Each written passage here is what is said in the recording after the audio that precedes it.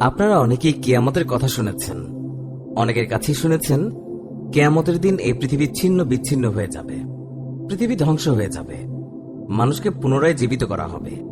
এই কিয়ামতের দিন আরো কি কি হবে এই বিষয়ে আলোচনা করব। তাই অনুরোধ করছি, না টেনে সম্পূর্ণ ভিডিওটি মনোযোগ দিয়ে দেখুন এবং ভিডিওটি ভালো লাগলে লাইক দিন এবং সাবস্ক্রাইব করুন আমাদের চ্যানেলটি। তো চলুন শুরু করা যাক। আপনাদের উদ্দেশ্যে এই কথাগুলো বলছি। যেদিন কিয়ামত চলে আসবে সেদিন আল্লাহ তাআলা সবকিছু ধ্বংস করে দেবেন। আল্লাহ তাআলার নিজ হাতে সৃষ্টি করা এই সুন্দর পৃথিবী, এই সুন্দর মানুষ, সবকিছু ছিন্ন বিচ্ছিন্ন হয়ে যাবে, সবকিছু ধ্বংস হয়ে যাবে। এবং যখন সবকিছু ধ্বংস হয়ে যাবে তারপর সকলেই কবর থেকে উঠে আসা শুরু করবে। কবর থেকে তাদের লাশ উঠে আসবে, তারা আবার পুনরায় মানুষে পরিণত হবে। আর আল্লাহ তাআলা বলেছেন, যখন প্রথমে সুন্দরভাবে আমি মানুষের দেহ সৃষ্টি করেছি এবং তার ভিতরে একটি রূহ দিয়েছি, আমি মানুষ মৃত্যুবরণ করলে তার রূহটি আমি নিয়ে আসি এবং তার দেহটি মাটিতে পৌঁছে যায়।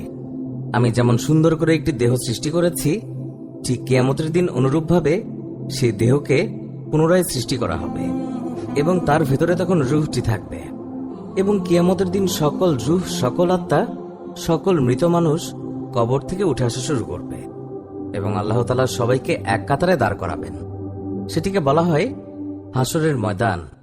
সেই হাসরের ময়দানে তিনি সকলকে দাঁড় করাবেন, দাঁড় করিয়ে হিসেব নিকেশ নেবেন যে মানুষ পৃথিবীতে কি কি খারাপ কাজ করেছে বা মানুষ পৃথিবীতে কি কি ভালো কাজ করেছে, সব কিছুর হিসেব হবে। আল্লাহ তাআলা আপন আপন শাস্তি দেবেন। কেউ যদি পৃথিবীতে ভালো কাজ করে তার জন্য হাসরের ময়দানের দিন রয়েছে জান্নাত, সারা জীবনের জন্য জান্নাত, তার জীবনটিই হয়ে যাবে জান্নাত। এবং যারা পৃথিবীতে জেনা করেছেন, পরকীয়া করেছেন, অবৈধ কাজ করেছেন, সুদ খেয়েছেন, ঘুষ খেয়েছেন, যত প্রকার কবিরা গুনাহ আছে সব কবিরা গুনাহ করেছেন, তাদের জন্য অপেক্ষা করছে ভয়াবহ বিপদ। তাদের কাছে অনেক হিসেব নিকাশ নেওয়া হবে, প্রতিটি খারাপ কাজের হিসেব নেওয়া হবে, তারপরে তাদেরকে জাহান্নামে দেয়া হবে। আল্লাহ তাআলাই ভালো জানেন। অনেকেই প্রশ্ন করেন যে মুসলমান হলে নাকি একদিন হলেও জান্নাতে যাবে, এই কথা কতটুকু সত্য? আল্লাহ তাআলাই সর্বজ্ঞ, তিনি সবকিছু জানেন। এই জন্য সেটা একমাত্র আল্লাহ তাআলাই বলতে পারবেন যে আমরা মুসলিম হিসেবে জন্মগ্রহণ করেছি, আমরা শেষ নবীর উম্মত, আমরা হযরত মুহাম্মদ সাল্লাল্লাহু আলাইহি ওয়াসাল্লামের উম্মত। আমরা কি কোনোদিন জান্নাতে যেতে পারবো? সেটা একমাত্র আল্লাহই ভালো জানেন। কিন্তু যদি খারাপ কাজ করেন, যদি অবৈধ কাজ করেন, সেই হাসরের ময়দানে আপনাকে জাহান্নামীদের সাথে যুক্ত করে দেয়া হবে। আল্লাহ তাআলা বলেন যে আমি সবচেয়ে বেশি পছন্দ করি যারা আমার কাছে ক্ষমা চায়। একটি মানুষ বলল আল্লাহ তাআলাকে, হে আল্লাহ, আমি অনেক পাপী। তখন আল্লাহ তাআলার কাছ থেকে একটি উত্তর আসলো যে আমি ক্ষমা করতে বেশি পছন্দ করি। একটি মানুষ বলল যে হে আল্লাহ, আমি খুবই অসহায়, আমার কেউই নেই। তখন আল্লাহ তাআলা বললেন, মুমিনদের জন্য আল্লাহই যথেষ্ট। হায় আফসোস যে তুমি একজন মুসলিম, তুমি আল্লাহকে বিশ্বাস করছো না। আল্লাহ তাআলা তোমাকে যেটি করতে বলেছেন সেটিকে তুমি অমান্য করছো। তুমি সেটিকে পেতে চাও না, সেটি তুমি কি আল্লাহর কাছে চাও না? কিন্তু আল্লাহ তাআলা হচ্ছেন সর্বশ্রেষ্ঠ জ্ঞানী, তিনি ভবিষ্যৎ জানেন। তুমি আজকে একটা জিনিস চাইলে আল্লাহ তাআলা তোমাকে দিল না, কিন্তু আজকে জিনিসটি পেলে যদি তোমার ভবিষ্যতে ক্ষতি হয় তাহলে তো আল্লাহ তাআলা তোমাকে কখনোই তা দেবেন না। একটিবার চিন্তা করে দেখুন তো, আজকে থেকে 4-5 বছর পূর্বে সবার জীবনের কথা ভাবুন। আপনি যে মেয়েটিকে ভালোবেসেছিলেন তাকে বিয়ে করতে চেয়েছিলেন। আপনি ভেবে দেখুন, ওই সময় আল্লাহর কাছে প্রচুর চেয়েছিলেন যেন সেই মেয়েটিকে আপনি পেয়ে যান, সেই মেয়েটিকে যেন আপনি বিয়ে করতে পারেন। হয়তো সেখানে আপনার বিয়েটা ভেঙে গিয়েছে, হয়তো বা আপনার ভালোবাসার মানুষটিকে আপনি হারিয়ে ফেলেছেন। এখন আপনি চিন্তা করে দেখুন, যদি ওই ভালোবাসার মানুষটিকে পেতেন আপনি কি সুখে থাকতে পারতেন? ওই যে আল্লাহর কাছে 4 বছর আগে টাকা চেয়েছিলেন, আল্লাহ তাআলা আপনাকে দেয়নি। আজকে ভাবুন, এই সময়টাতে যদি টাকা পেতেন আপনি কি আজকে ভালো থাকতে পারতেন?